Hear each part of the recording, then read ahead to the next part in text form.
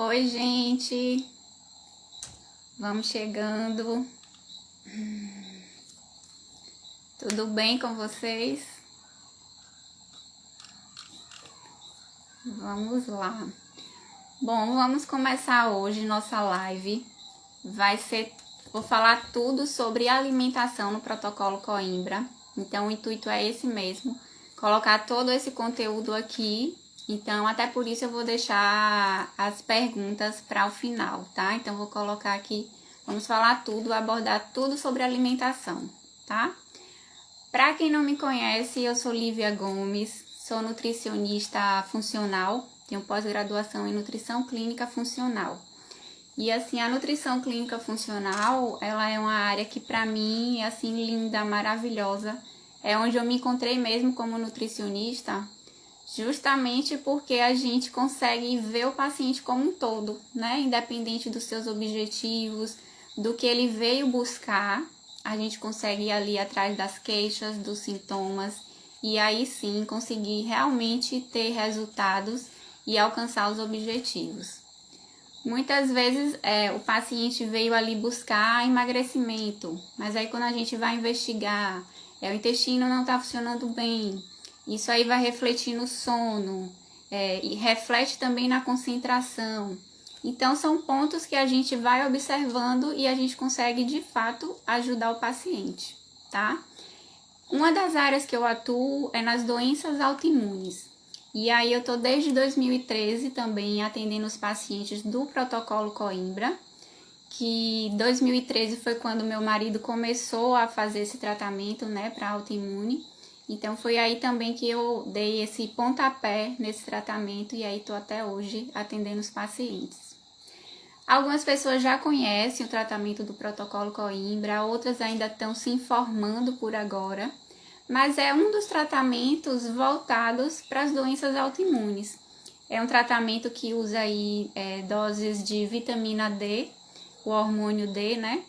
Então, é um dos tratamentos para autoimune e aí um dos focos importantes nele é a dieta, o cuidado com a dieta que a gente tem que ter, porque não é uma dieta zero cálcio, como muitas pessoas pensam, né? As pessoas que ainda não conhecem muito bem esse tratamento.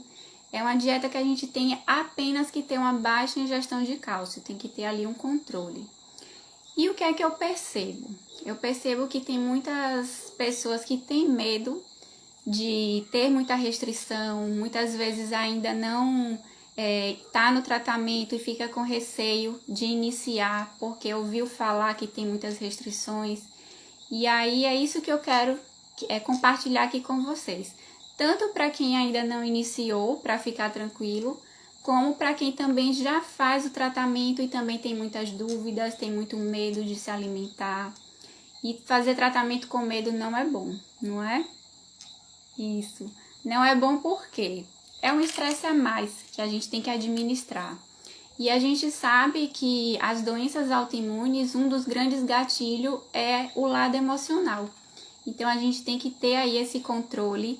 Tudo que vier de forma a desequilibrar esse lado emocional é importante que a gente dê atenção. E a dieta estava sendo um desses pontos, um ponto que estava deixando os pacientes com medo de seguir o tratamento, sem saber o que comer quando sair de casa. Então, isso tudo a gente vai conversar aqui como forma de ajudar vocês a seguir o tratamento tranquilamente, tá bom? Então, eu separei aqui para vocês um conteúdo. Cadê? Aquela listinha que vocês recebem quando vão, né, passa pela consulta médica, é um tratamento que somente os médicos do protocolo podem passar, são médicos que foram treinados para isso. Então, vocês recebem uma orientação nutricional dos alimentos que podem fazer parte do tratamento e os que não podem. Então, hoje a gente vai percorrer essa lista toda. Vamos falar de cada um dos alimentos, o porquê que eles estão ali. Nem todos são por conta do cálcio. Então, a gente vai conversar isso hoje, tá?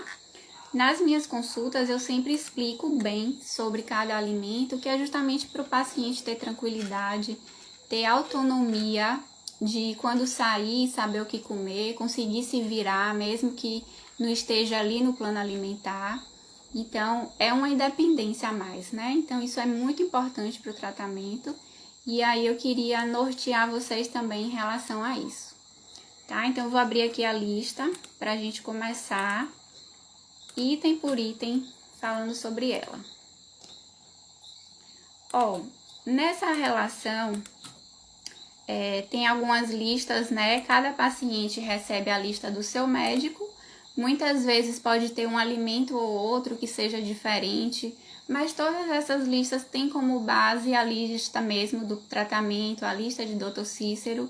Então pode ter uma diferença ou outra, mas seria por alguma necessidade, né? Alguma necessidade ali da autoimune, alguma necessidade que o médico achou importante colocar. Então, só para vocês ficarem tranquilos, porque eu vejo muito isso. Ah, mas na minha não tem isso. Mas a base é uma só, tá? Vários médicos me encaminham seus pacientes, eu vejo essas diferenças. Mas, por exemplo, tem autoimunes, principalmente de pele, né? Vou dar aqui um exemplo da dermatite. Tem alguns pacientes que não respondem bem à acidez de algumas frutas, como o abacaxi, por exemplo. Então, tem algumas listas que vocês vão ver lá, o abacaxi ele tá restrito, mas isso é algo específico, tá? Então, vamos lá. Ó, aqui na lista dos moderados, verdade, né? A sua entrou a carne, pronto. Isso é muito comum, então já quis até falar logo para vocês se tranquilizarem, porque pode estar um pouquinho diferente, tá? Ó, aqui no consumo moderado, a gente inicia com o café, o cafezinho. Não é que ele não vai fazer parte, ele pode sim fazer parte da dieta, mas ele vai ser de consumo moderado por conta da cafeína. Então, todos aqueles alimentos que têm cafeína, que têm um excesso de cafeína, pode... Café é vida e vai poder fazer parte da dieta. Mas a gente tem que colocar ali no consumo moderado, porque o excesso dessa cafeína pode aumentar a excreção de cálcio na urina, tá? Então, isso vale para o café, vale para os chás cafeinados, por exemplo, o chá verde, o chá mate, refrigerantes à base de cola. Então, são alimentos que vão estar com a quantidade de cafeína grande e por isso tem que estar no consumo moderado. Tem pessoas que gostam muito de café e aí bebia café o dia inteiro, uma garrafa de café. Isso é um excesso, tá? Então, vamos lá. Outro alimento que tá aqui na lista dos moderados, o açaí. O açaí, ele tem uma quantidade grande de cálcio, por isso é um alimento que tá entre os moderados. E aí, ele vai estar de consumo esporádico, né? Então, vai a depender de como esteja a dieta do paciente, de como estejam os exames, a gente determina ali a quantidade, a frequência, mas realmente é um alimento rico em cálcio, certo?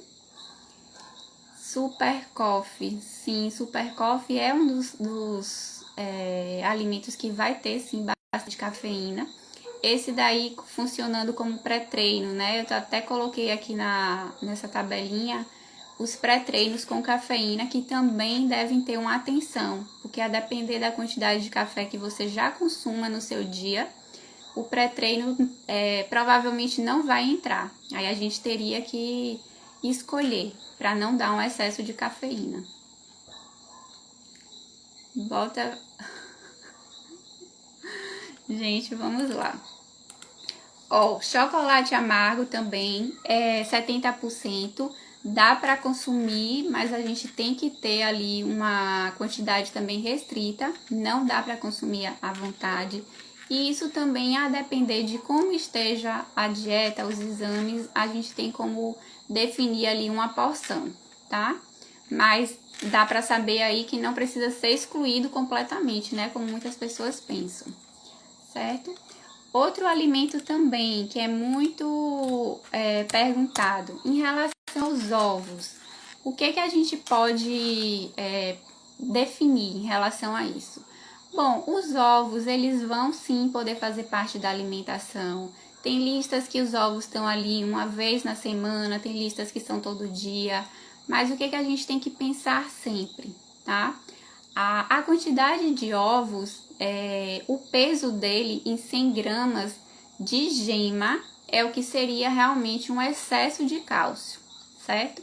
Mas você vai consumir o ovo todo, não vai precisar tirar a gema, separar a gema da clara, não é isso. Então, uma quantidade ali de 1 a 2 ovos por dia. Essa quantidade do ovo inteiro tem uma quantidade baixa de cálcio. Se seus exames estão ok, se o seu plano alimentar está equilibrado, não tem problema nenhum o consumo de ovos. Agora, o que não pode também é o excesso. Como é uma alimentação, uma dieta que estava ali com a restrição um pouco maior, nas orientações, diminuir o consumo de carne, diminuir o consumo de frangos. Então, acaba que muitos pacientes se voltaram para os ovos e aí estava consumindo um pouco a mais.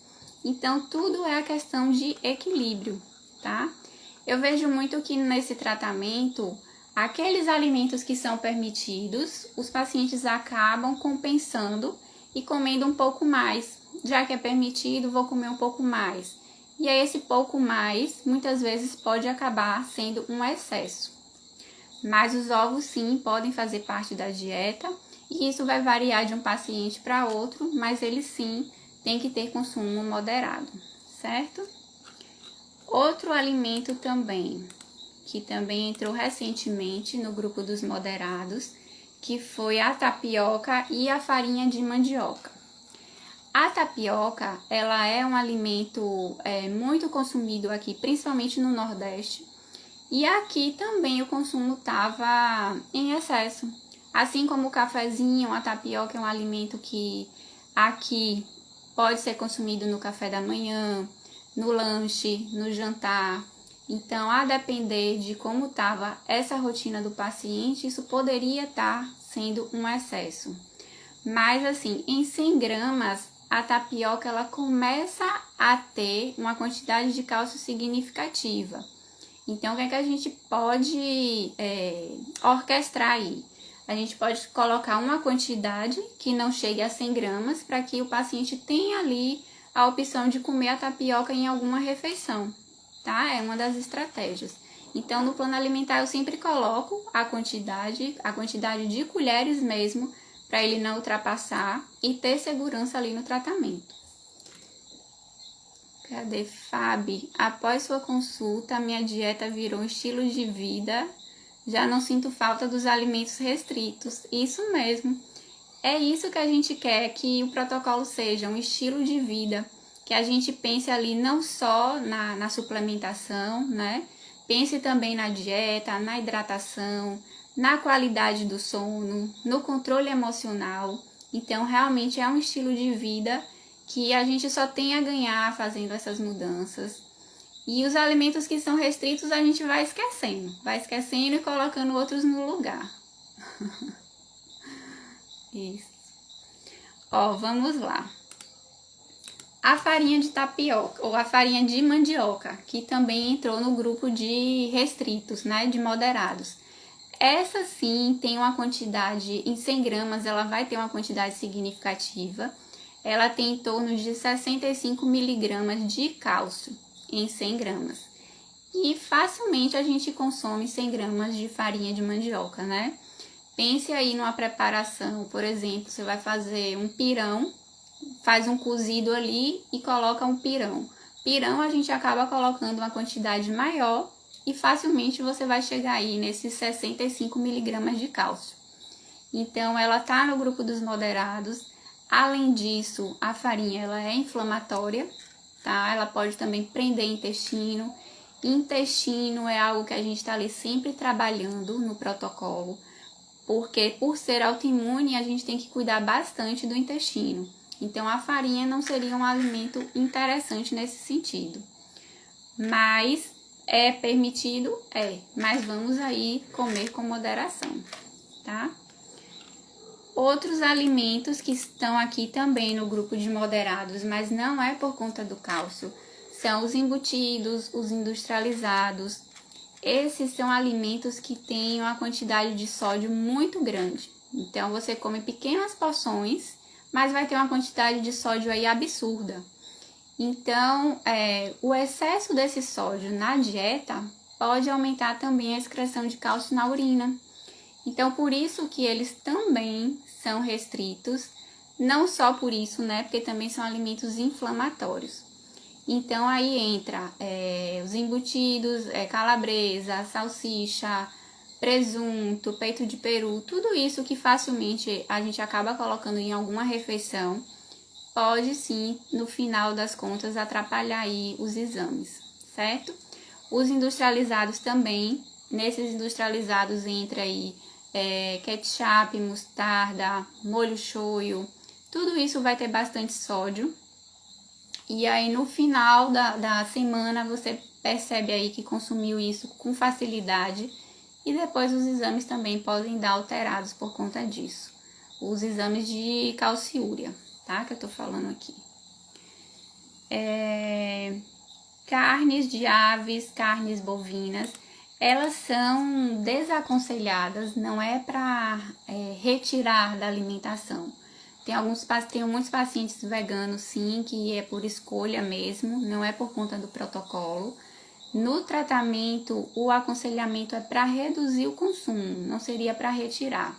Mas o paciente que quer retirar, retira e a gente faz a substituição tranquilamente. Essa orientação é por conta da inflamação, né? São alimentos que aumentam a inflamação. Inflamação para autoimune é algo que a gente sabe que não é bom, então a todo tempo a gente está aí colocando dietas anti-inflamatórias para melhorar os resultados do tratamento. Então esses alimentos sim, em excesso eles vão prejudicar, além de que são alimentos que a gente sabe, né, que tem risco maior de desenvolver câncer. Então, por isso eles estão aqui na lista de moderados. Assim como esse outro aqui, deixa eu ver. Água de coco, ela tá aqui no grupo de moderados. A água de coco é por conta do cálcio. Ela vai ter uma quantidade significativa de cálcio, diferentemente da massinha do coco, que ela já tem baixo cálcio. Então, a água de coco sim é de consumo moderado, tá? Essa daí a gente restringe bem, uma vez mesmo na semana, por conta do cálcio. Deixa eu ver mais aqui.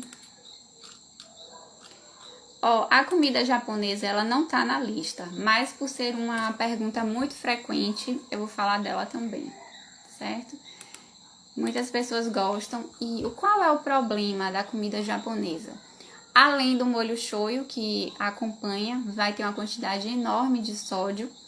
Ela tem também aquelas peças que vêm, né, com creme cheese. Algumas vêm com gergelim. Então, gergelim é riquíssimo em cálcio. E tem também aquela alga que envolve algumas peças. Aquela alga, ela também tem um pouco mais de cálcio. Então, dá para consumir? Dá, mas vai ser um consumo assim esporádico, pouca quantidade. E sempre escolher as peças que não tem nem gergelim, nem creme cheese. E de preferência, não colocar molho shoyu, para não aumentar esse sódio também. Então, em relação à comida japonesa é isso, dá para consumir, mas dessa forma, certo? Vamos aqui agora, pipoca, que também está no consumo moderado, é outra pergunta assim muito frequente. A pipoca, a princípio, seria por conta do sódio, tá? Principalmente essas industrializadas, elas vêm aí com bastante sódio, bastante manteiga, e isso vai aumentar a quantidade de sódio da dieta. Então, inicialmente seria isso.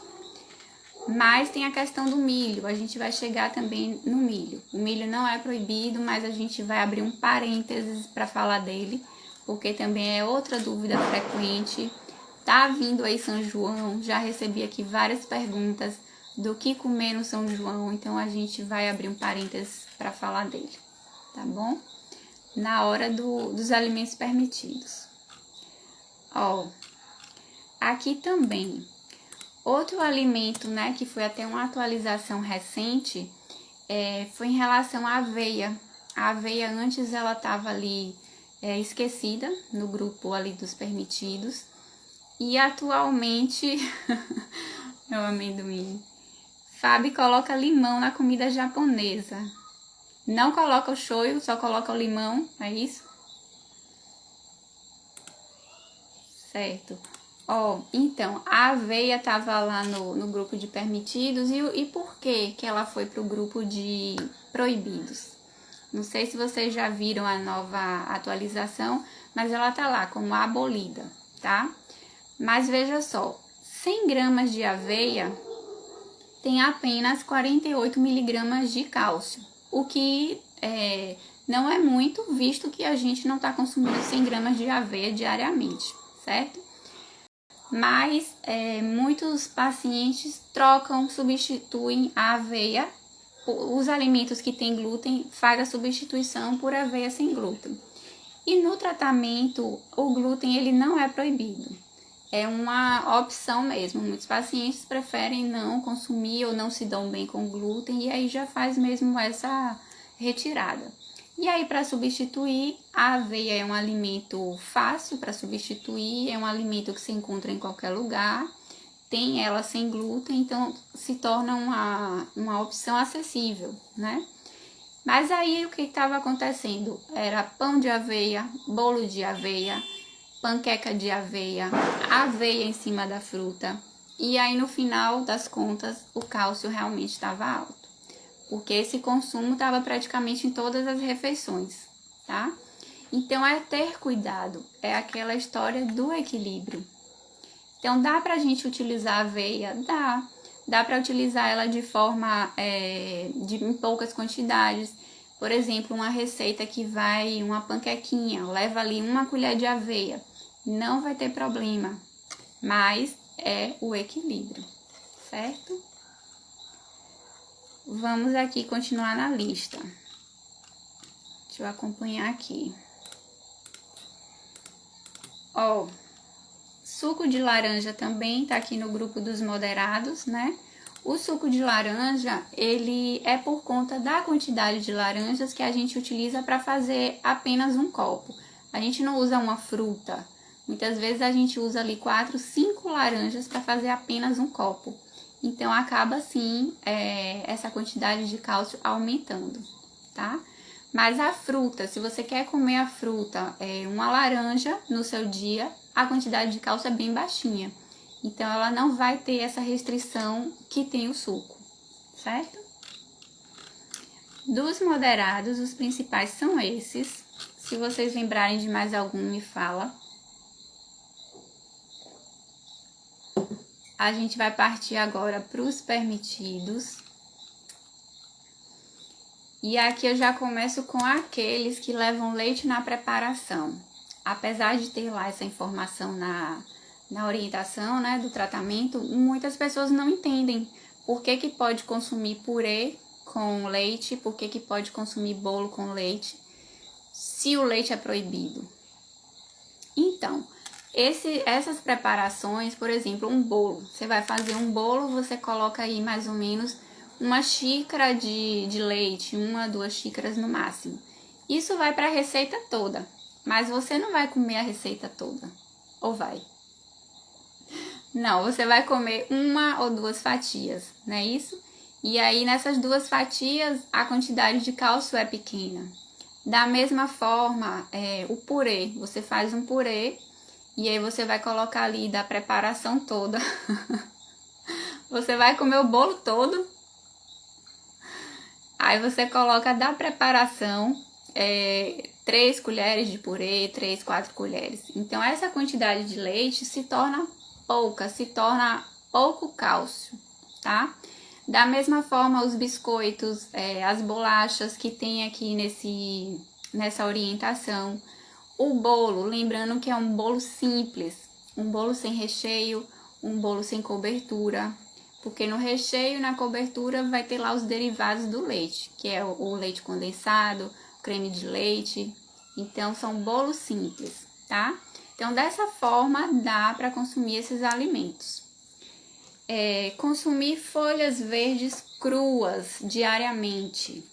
Tem lá na listinha que vocês recebem. Aí muitos perguntam, por que crua? Por que não posso comer folha refogada? Não gosto de folha crua. Ó, a folha crua, ela vai ter menos cálcio do que a folha refogada.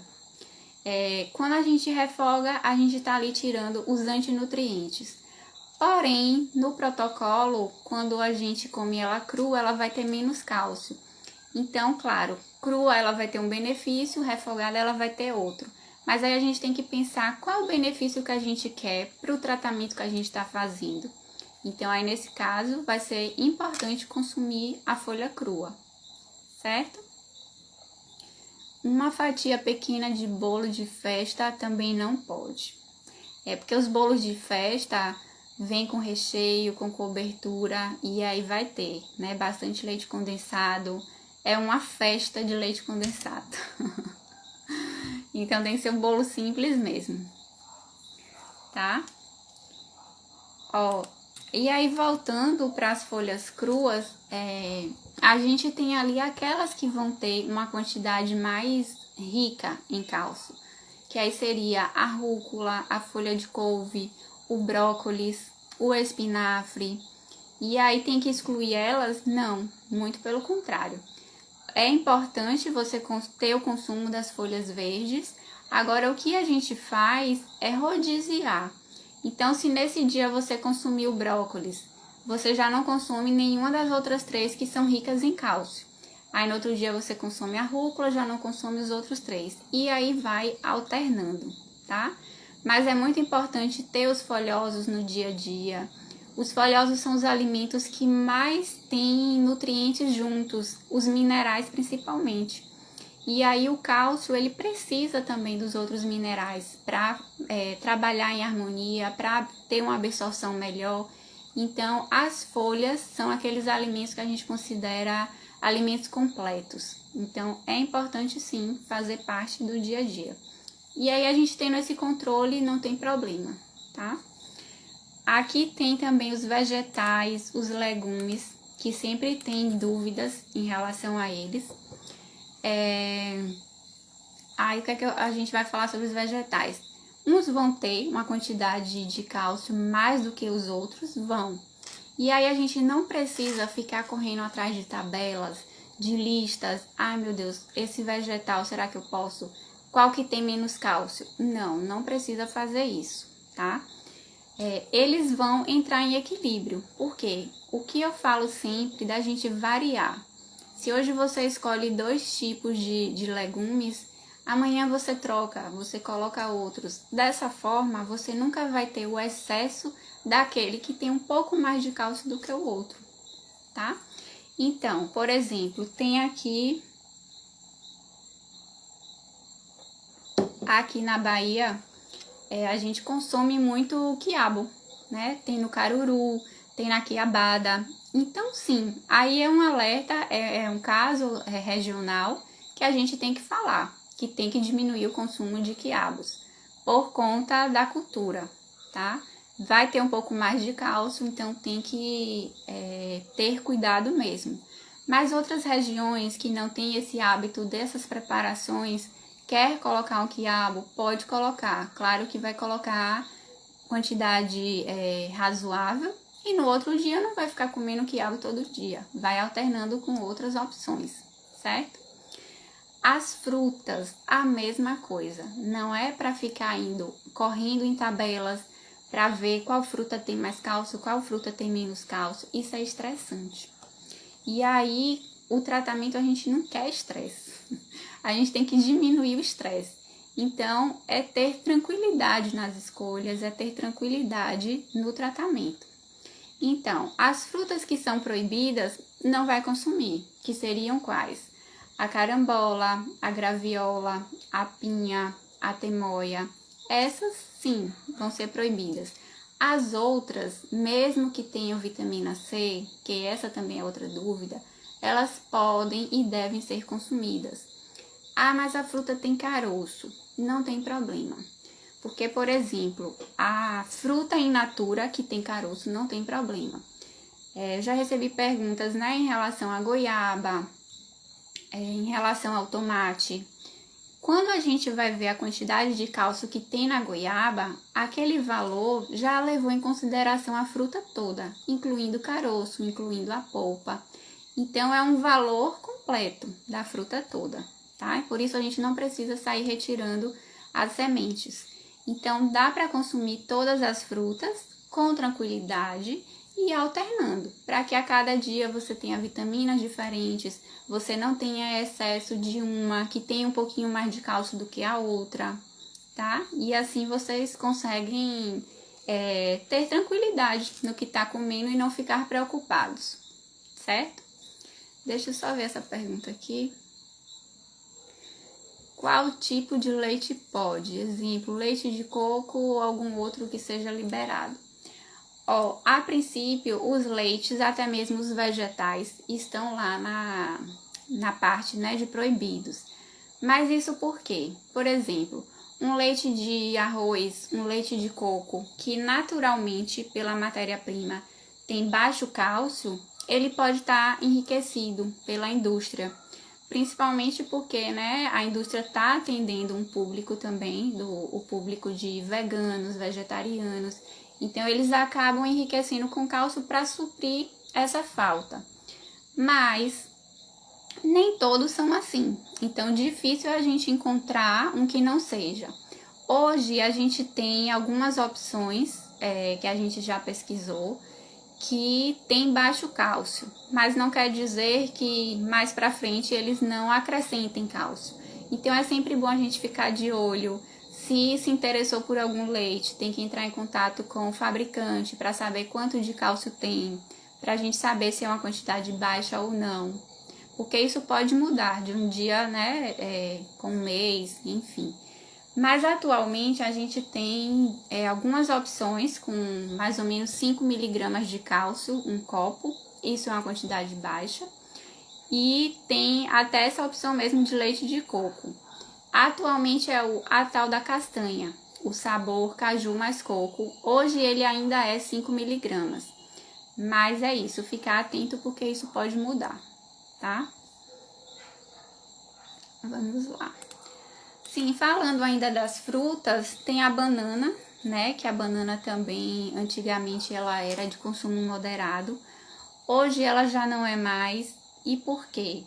Na verdade, ela estava como consumo moderado não por conta do cálcio, porque ela tem baixo cálcio, mas ela é uma fruta mais tóxica.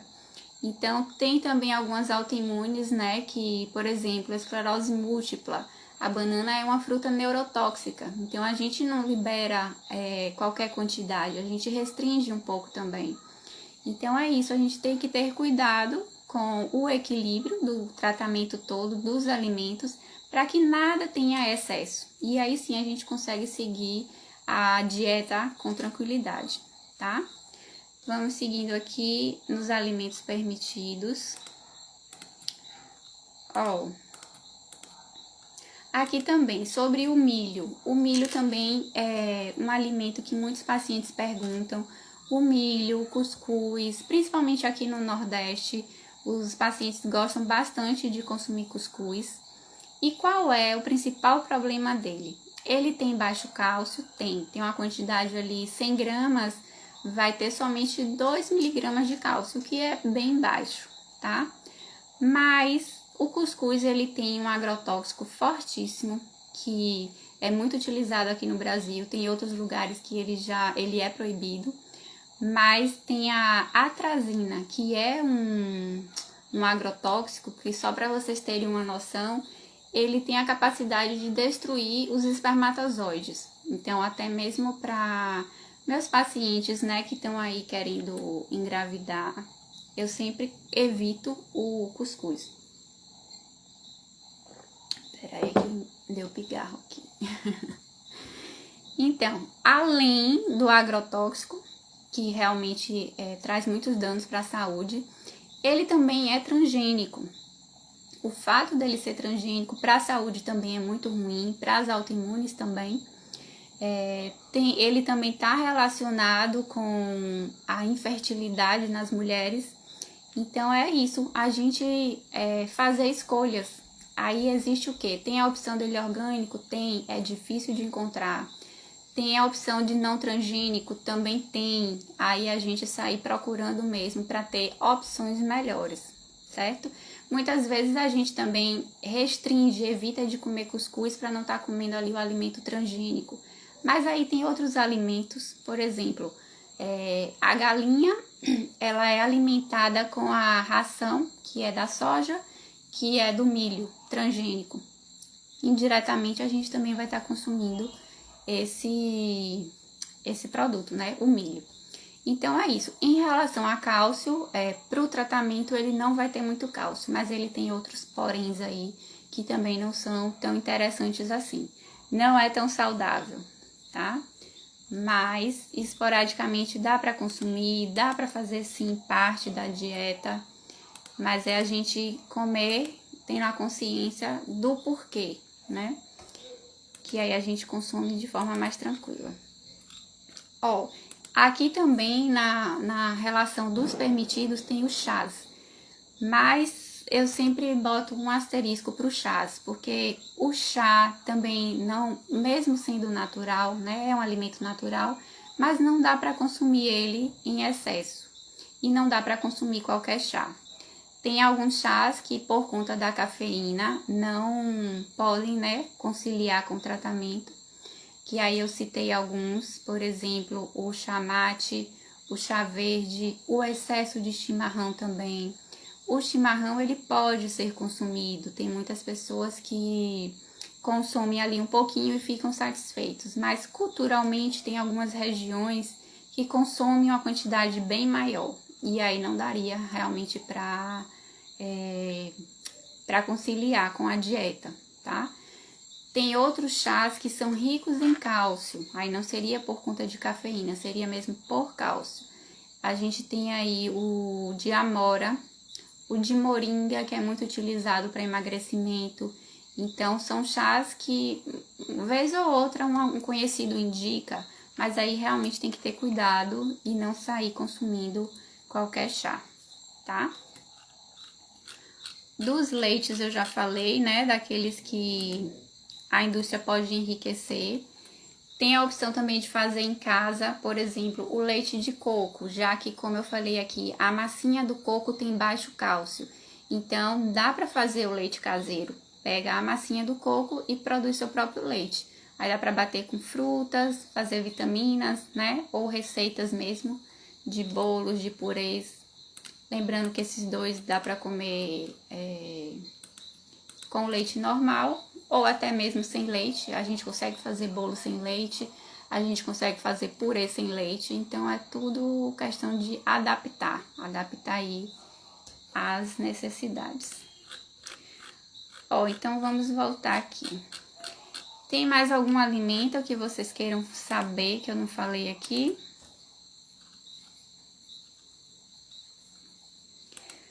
Ó, além desses que estão na tabela, existem também os alimentos que são regionais. E aí não tem como estar tudo naquela tabela, porque aquela tabela é um guia de alimentos comuns, de alimentos que são ricos em cálcio e que realmente precisa ser evitado. Agora, como eu falei, tem alguns alimentos regionais que pode sim ter um pouco de cálcio, mas que não é comum de das pessoas estarem comendo, nem todas as regiões conhecem esses alimentos. Então, isso também é uma investigação que a gente, como nutricionista, tem que fazer a fundo para saber qual é a culinária local, quais são os hábitos daquela região, até para a gente conseguir perceber o que é que está interferindo, né, no tratamento, o que é que pode estar contribuindo para aumentar a calciúria. Eu falei aqui, eu dei o exemplo do chimarrão, tem alguns lugares que tem pacientes que consumiam mesmo ali 3 litros de chimarrão por dia, muitas vezes substituía pela água, então isso é cultural, né? Tem lugares que é churrasco toda semana, então também pode interferir, porque o churrasco vai ter lá os embutidos, vai ter a linguiça, vai ter a própria carne que é inflamatória. Então, quando você consome em excesso, você vai estar aumentando a inflamação e tem também o sódio desses alimentos que vai estar em excesso. E também é cultural. Tem aqui na Bahia o consumo de mariscos, o consumo de abará, camarão, caruru, né? Então são hábitos que não tem como estar ali naquela lista, mas que se a pessoa comer em excesso, pode sim interferir de alguma forma. Então a gente tem que estar atento a isso também para poder orientar o paciente, né? E isso, claro, que são coisas assim esporádicas, são alimentos que o paciente pode não consumir todo dia, mas se comer com uma certa frequência e com excesso, aí sim pode sim interferir, tá? Tem também outro golinho aqui. Isso eu falo regional em um único país, né? Por exemplo, o Brasil, a gente tem várias regiões onde os hábitos são bem diferentes. Então, quando eu atendo aí pacientes do Brasil, eu vejo essas diferenças, esses alimentos culturais que podem se interferir, e aí a gente já alerta também. Quando é fora do país também, a gente tem que mergulhar na cultura. Eu tenho pacientes aí de outros países também, Canadá, Estados Unidos, Portugal, Itália, México, Chile. Então a gente tem que também mergulhar, mesmo que a gente não saiba de início, antes de entregar o plano alimentar, a gente faz essa pesquisa, mergulha nos hábitos culturais para poder ver que alimento pode estar interferindo também. E é bem tranquilo, gente. Então, é mesmo a informação que é importante para que a gente consiga aí não ter medo do tratamento, ter autonomia nas escolhas, quando for sair, saber se virar tranquilamente, socializar e seguir a vida, seguir aí sem medo, sem preocupação, tá? Quando a gente faz essa busca toda na dieta e aí não encontra nada, vê ali que realmente tá tudo ok, os alimentos não estão com excesso de cálcio, a dieta tá tranquila, a gente parte para os outros fatores, porque tem outros fatores que também podem interferir nesse resultado da calciúria e no resultado dos exames mesmo de cálcio do sangue, tá? Aí a gente vai ali em busca do como é que está o funcionamento do intestino, como é que está essa absorção, como está a qualidade do sono. O sono que interfere tanto aí no emocional, que pode desequilibrar tantas coisas, né, no organismo. Então a gente tem que se preocupar também em ver como está esse sono. Atividade física, saber se está fazendo, muitas vezes está fazendo, mas não é a atividade certa. Então, isso tudo a gente vai buscando, investigando para poder ajudar e descobrir aí no tratamento o que está interferindo. Porque é muito ruim, né, a gente sentir ali que o paciente está realmente fazendo tudo certinho, os exames não estão batendo com o que ele vem fazendo e ele fica triste, desmotivado, sendo que pode ser resolvido isso de forma fácil, de forma tranquila, e você conseguir seguir o tratamento sem medo, certo? Eu falo isso sem medo porque quando o Evandro começou, a gente tinha esses medos também. E olha que ele começou aí em 2013, né? Ele já tem aí 9 anos nesse tratamento e a gente passou por tudo isso. Então, esses medos iniciais, essas limitações, dificuldade de sair, saber o que comer, isso tudo a gente passou. Então, hoje a gente quer o quê? Mostrar para vocês que é possível, que é tranquilo. Claro, no começo, adaptar não é fácil. Toda mudança de hábitos, toda mudança de rotina não é fácil, mas é possível e a gente consegue, certo? Então, o meu objetivo era deixar em um único vídeo todas essas informações sobre alimentação, para que vocês possam recorrer quando tiver dúvida, para que esse vídeo seja assim um vídeo coringa, né? Tô com dúvida, deixa eu ir lá assistir novamente, tirar a dúvida de tal alimento, ver se ela falou sobre esse alimento. Então tá aí, esse vídeo aí que eu espero que ajude bastante para vocês.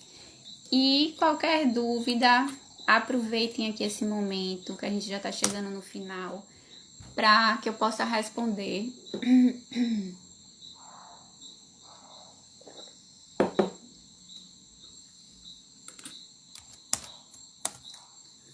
Se ficou alguma dúvida ou se falei demais, falei tudo.